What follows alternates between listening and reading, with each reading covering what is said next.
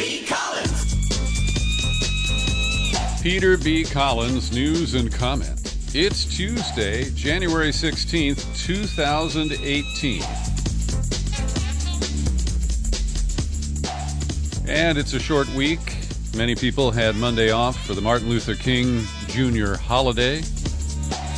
And it just brings to light how racism is a continuing blight here in the United States. And so hard to see 50 years after Dr. King was assassinated that we have a resurgence of race-based hate stoked by the resident of the Oval Office. It is astounding.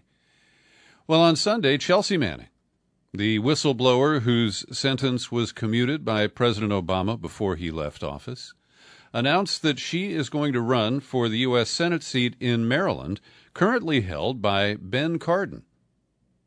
And what's interesting is there have been little blurbs, one-inch articles, Chelsea Manning going to run for the Senate, but very little coverage of this in any significant way in the corporate media. And I watched the LGBTQ icon Rachel Maddow from beginning to end her program last night, and she was so deeply embedded in the Russiagate scandal that she didn't find any time to share with her listeners that an icon of the trans movement, an icon of progressive anti-war politics, an icon of many movements, has made a significant step. Now, you can, use the calculation that, Chelsea Manning has no political experience, no political base. She won't be able to raise millions of dollars to challenge this powerful, white, male, straight, old incumbent. But that's not the point. And Glenn Greenwald wrote a great piece that's published at The Intercept. It was up yesterday, noting that Manning is an icon of LGBTQ equality, transgender rights, and that, he says, at least matches, if not surpasses, her role as a whistleblower. And he goes on to say that she has used her perch to promote protections for whistleblowers, that her activism and political experience is greater than, Greenwald says, Al Franken when he first came to the Senate. And if elected, Manning would become the first transgender woman ever, youngest woman ever, to serve in the United States Senate. And he correctly labels Ben Cardin, the 74-year-old white straight man who is seeking his third 6-year Senate term. And not only is he a man with little accomplishment, those things he has taken on most recently reflect the agenda of the State of Israel, its AIPAC supporters in the United States, and he has been active in trying to squelch those of us who want to use our First Amendment rights to promote boycott, divestment, and sanctions against the State of Israel. And he authored a bill to make it a felony to support BDS. It so far has not passed. But when Chelsea Manning announced general silence from the mainstream media, but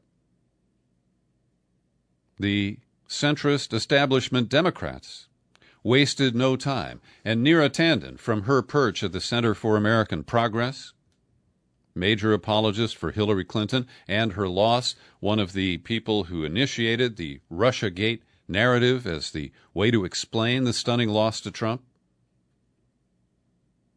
Here's a tweet. Senator Cardin authored and released a 200-page masterpiece on Russian influence in Western elections. Suddenly, he has a primary from Kremlin stooge, Assange's WikiLeaks primary source, Chelsea Manning. Now, let me just read that sentence again, because it is so loaded. Suddenly, he has a primary from Kremlin stooge, Assange's WikiLeaks primary source, Chelsea Manning. Now, there's no indication that Julian Assange ever had any direct contact with Chelsea Manning when, as Bradley Manning, he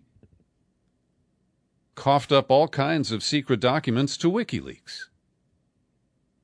And to smear Chelsea Manning as somehow tied to Russia is pure bullshit. The tweet ends, "The Kremlin plays the extreme left to swing elections. Remember that." This is really insidious. And Greenwald got some pushback for only citing Neera Tanden's tweet. And he updated the article today after noting that the Center for American Progress mostly does not disclose its donors except for corporate ones. They list the Embassy of the United Arab Emirates as a donor in the 500,000 to $1 million range, and also the Walton Family Foundation. But after the pushback, Greenwald went back to Twitter, found this from Zach Petkanas. Chelsea Manning could have leaked the info anywhere. She went to an arm of Russian intelligence bent of supplanting liberal democracy worldwide with right-wing authoritarianism. She and all unapologetic Russian assets, witting and unwitting, don't belong in the Senate. And here's a Molly McHugh. A little too convenient that Chelsea Manning will primary Senator Cardin, one of the most active senators on foreign policy and leader in making policy legislation to respond to Russian aggression for the Maryland Senate. Guess that's what Dem Tea Party is going to look like. Snowden Party. Molly McHugh later tweeted, "I know there are a lot of people who still think of Manning as a whistleblower, but the agent of a foreign power coerced this individual, leveraging their emotional distress into breaking their oath to the country and disclosing classified secrets, period." Nobody coerced Chelsea Manning, Bradley Manning. That is pure fiction. And at this stage, before, she's even got a website up or held her first fundraiser, Chelsea Manning is being attacked as the agent of the tool of the agent of a foreign power. And this aligns the Democratic establishment with McCarthyism, red baiting, and the smear tactics that epitomize the 1950s, and we thought we had recovered. And here's a tweet liked by Joy Reid, the diva at MSNBC. Oh, it's just a repeat of the Neera Tanden tweet that I just read you a moment ago. And Greenwald ends his article by saying, just to underscore the point again, the issue is totally ancillary to the primary point of my article, which is about how centrist Democrats exploit identity politics when it suits them, but then feel free to keep old white straight men in power at the expense of marginalized minority candidates such as Manning. And Norman Solomon takes a bit of a different angle, writing at Consortium News today. And by the way, Norman also tweeted the news, or I got it on Facebook, that CIA whistleblower Jeffrey Sterling, the African-American who initially complained about disparity in treatment because of his race, and then was accused of making phone calls to James Risen when he was at the New York Times. He was convicted purely on circumstantial evidence. They never used the content of the phone calls, just the fact that they were made, in order to convict him. At any rate, Solomon's piece takes the angle of Ben Cardin's role as the ranking Democrat on the Senate Foreign Relations Committee and that report that was issued last week, which I touched on briefly but really offered nothing new. It was a rehash of a bunch of warmed-over allegations. And Cardin is at what Solomon calls the tip of the anti-Russia propaganda spear. After 3 decades in Congress and a dozen years in the Senate, he's an old hand at spinning. No one has worked harder to get political mileage out of Russiagate, says Solomon. And he continues, the expansion of NATO up to Russia's borders, the U.S. interference in dozens of countries' elections, including Russia, during the Clinton administration, Washington's support for repressive regimes in the past and present, such realities don't merit consideration or mention. Nor did facts like the U.S. role as the world's biggest arms merchant, or the aggressively deadly U.S. military interventions in the recent past and present from Afghanistan to Iraq to Libya. The extreme hostility toward Russia that makes such an outcome more likely must be rejected. And Solomon closes by saying Ben Cardin is one of the loudest, most prominent voices for such hostility. He should be challenged.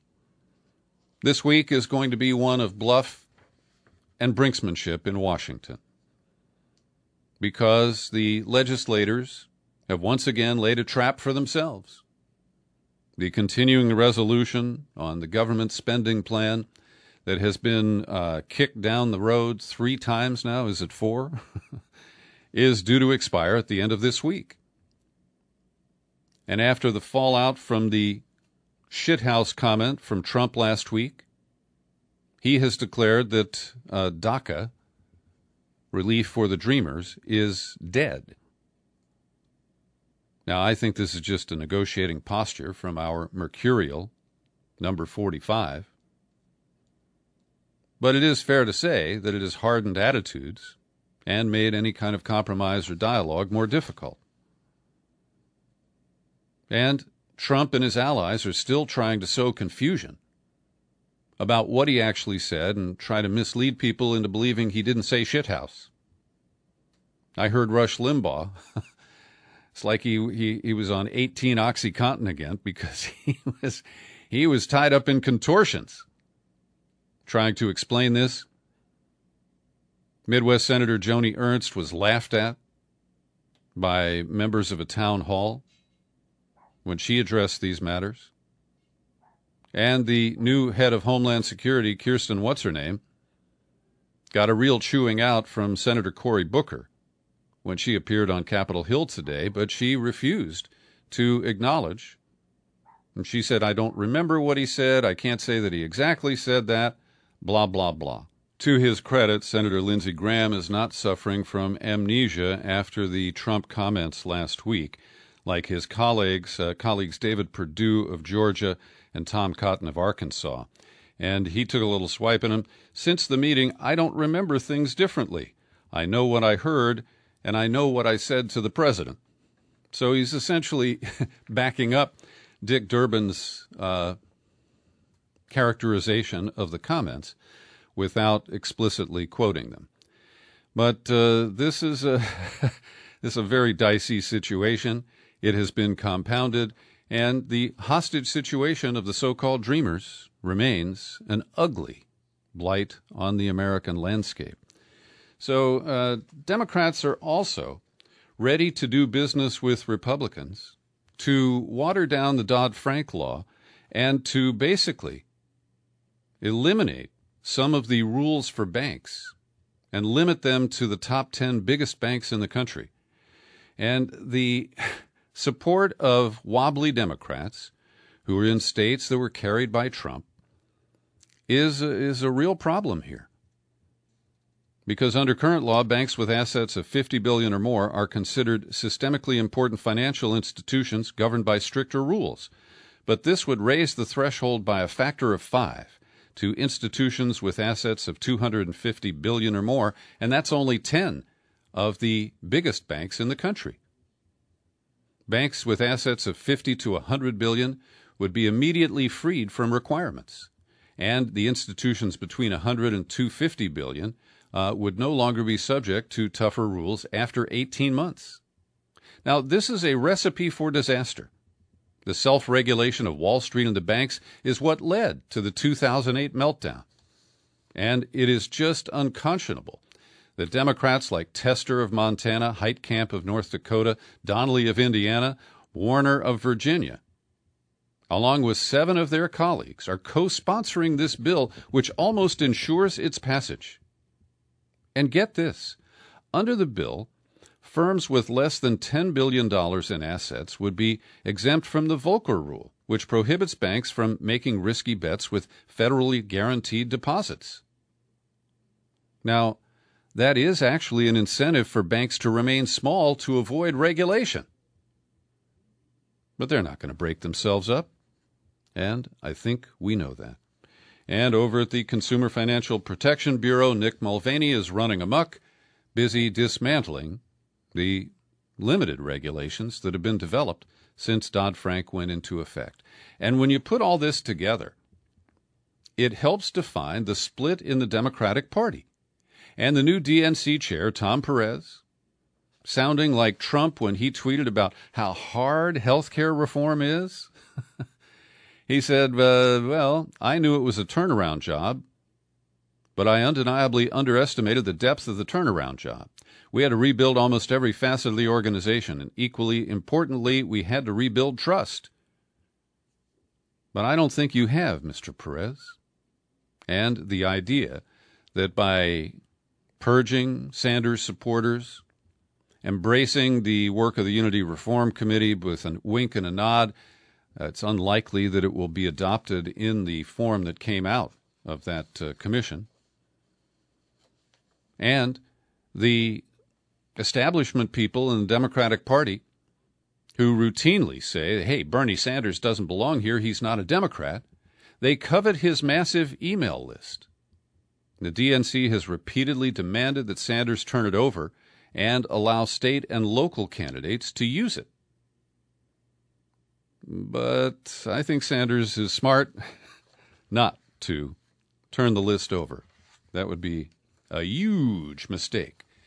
Well, there was a huge mistake in Hawaii. You all know about that by now. Saturday morning, somebody at Emergency Services put out an alert about an imminent missile attack on the Hawaiian Islands. And it's happened again, this time in Japan. On Tuesday, NHK, the public broadcaster in Japan, sent out a news alert that North Korea had launched a missile. Citizens should take shelter.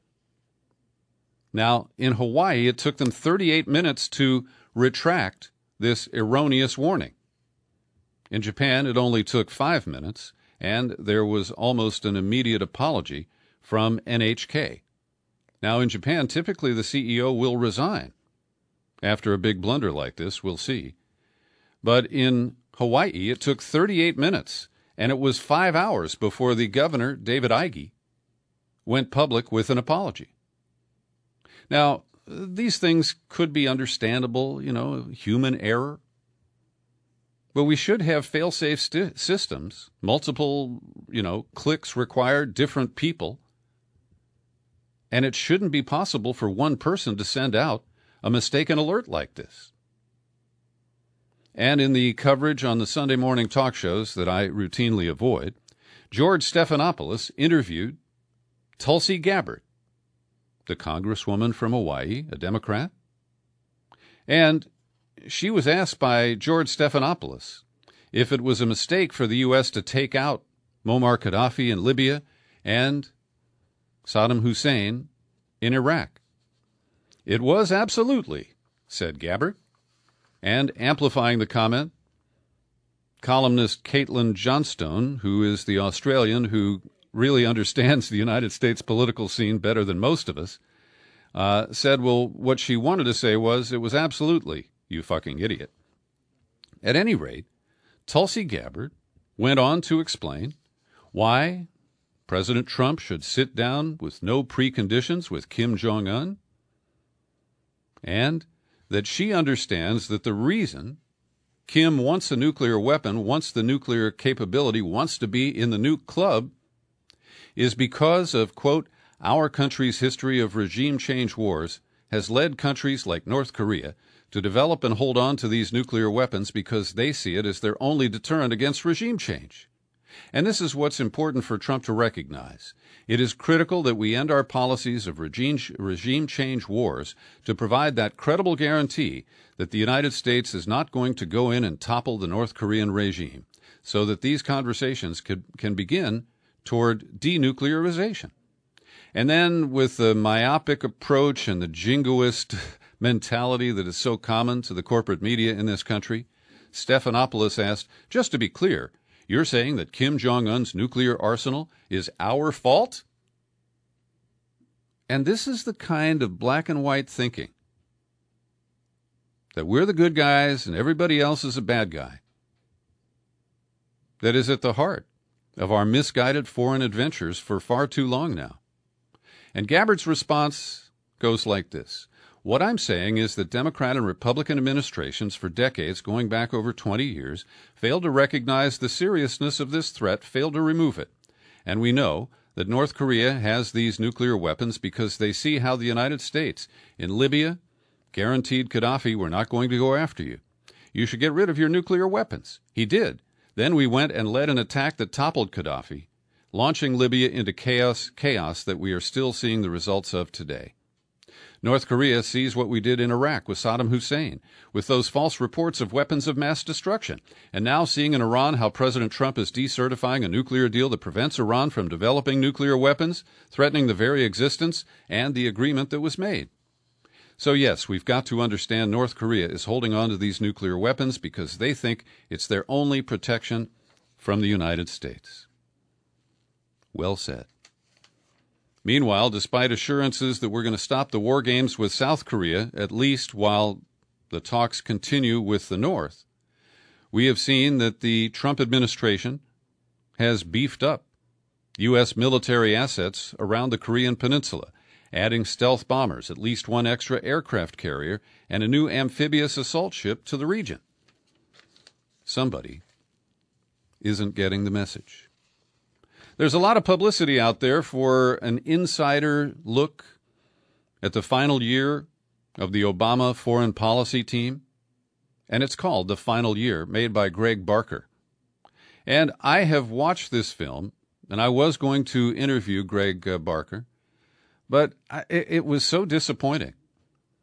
It is just a puffball, a little Valentine to John Kerry, to Ben Rhodes, Samantha Power, and to some extent lesser, Susan Rice and the president himself.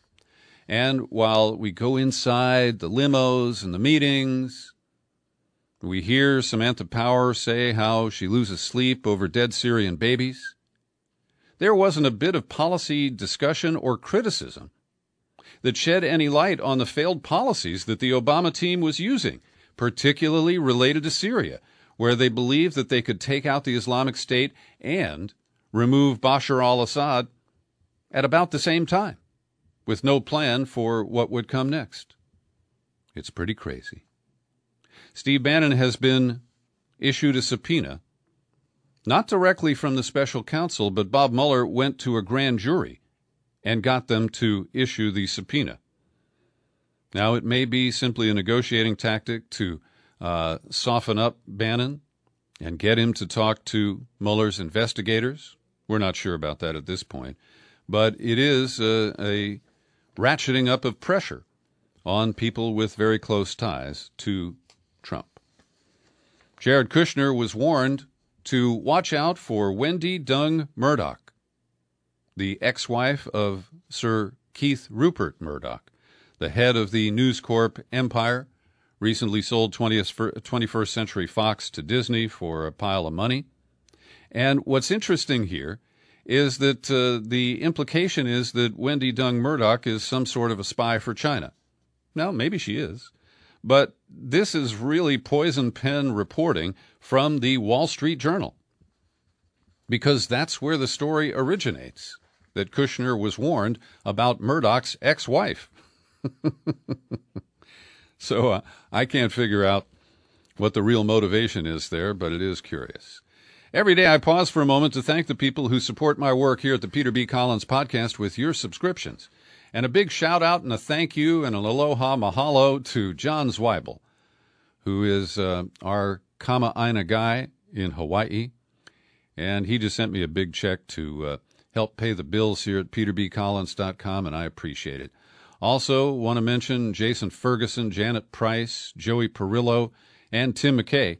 They kick in a few bucks every month to help the podcast, and I'd like you to join them. All you got to do is visit peterbcollins.com, find the menu button, click on it, pull it down. It takes you to the sign-up page if you click on Become a Subscriber, and there you've got some easy options.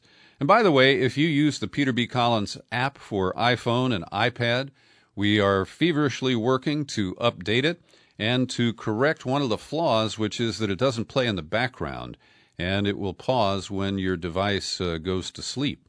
So we're going to fix that, and we'll let you know when the new and improved PBC Podcast app 2.0 is ready for you. Well, here's good news for Russia, Venezuela, and American environmentalists, because the price of crude oil on the world market has been climbing, and today it reached $70 a barrel.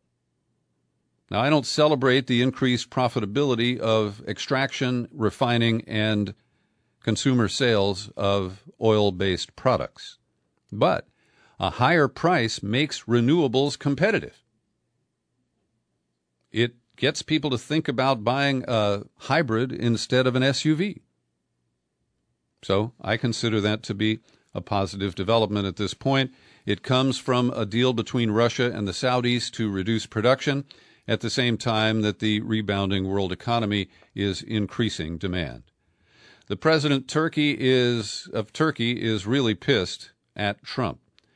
Recep Tayyip Erdogan lashed out on Monday at the plan to continue supporting Kurdish militia fighters along Turkey's southern border.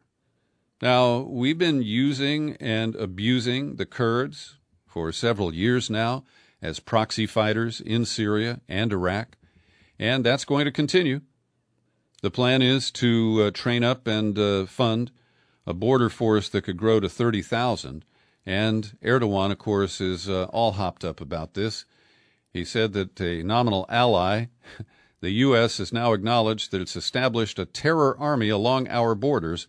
Our duty in return is to nip this terror army in the bud. My San Francisco Chronicle, with the estimable Bob Agelko, published a story today, and it's a little bit complicated here, but you may know that James Risen left the New York Times and is now writing for The Intercept. And a couple of weeks ago, he wrote a lengthy piece about how the New York Times blocked his publication of stories that exposed the illegal domestic wiretapping. Back in 2004, it was finally published in 2005. And during that time, there was a lot of pressure put on the Times not to publish it. And part of that came from a Democrat, Jane Harman, a congresswoman from Los Angeles, senior Democrat on the House Intelligence Committee.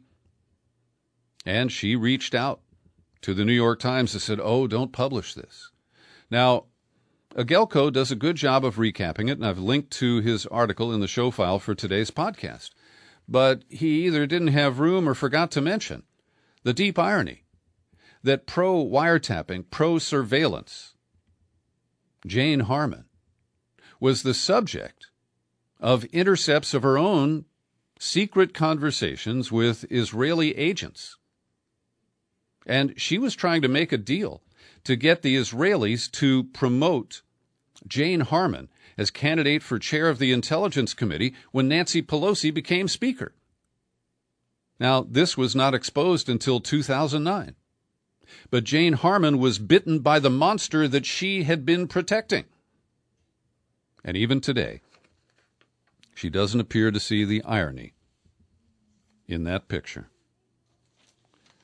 I've never been to Paris, California. It's spelled Perris, but I know too much about this city in Riverside County because I have investigated cases of wrongful conviction coming from Paris, and it's a mess.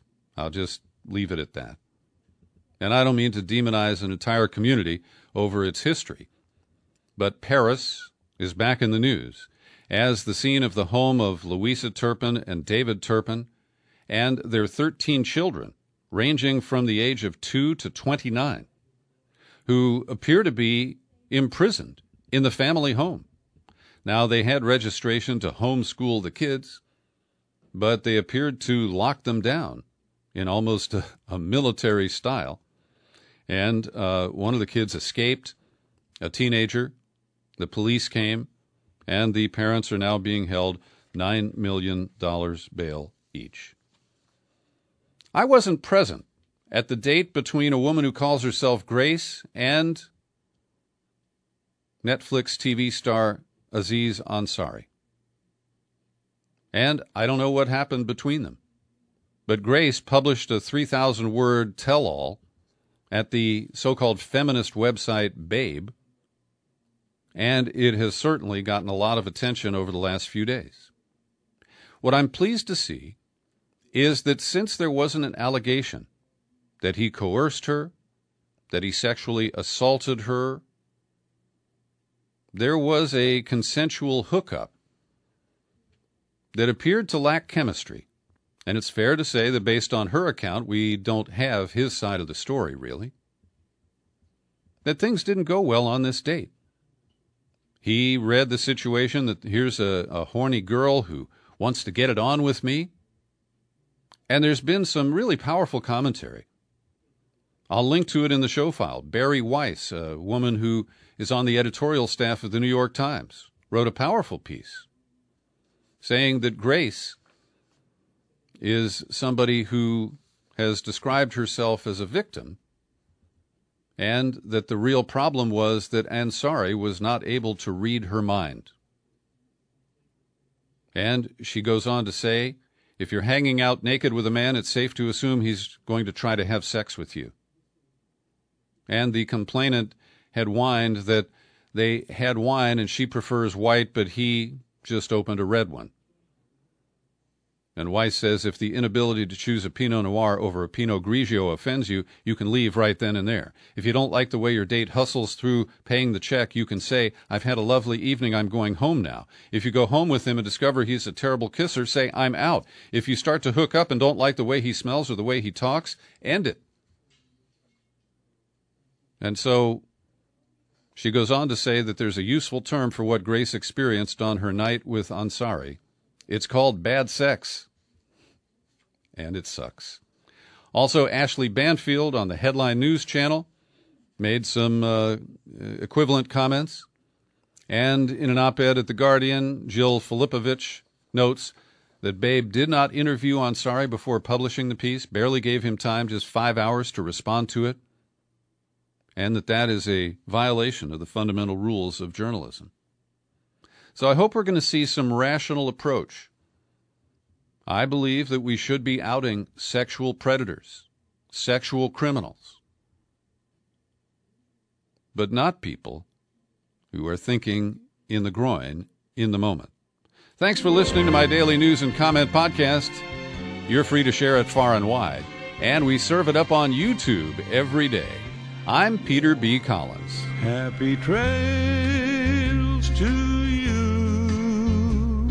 until we meet again. Happy trails to you. Keep smiling.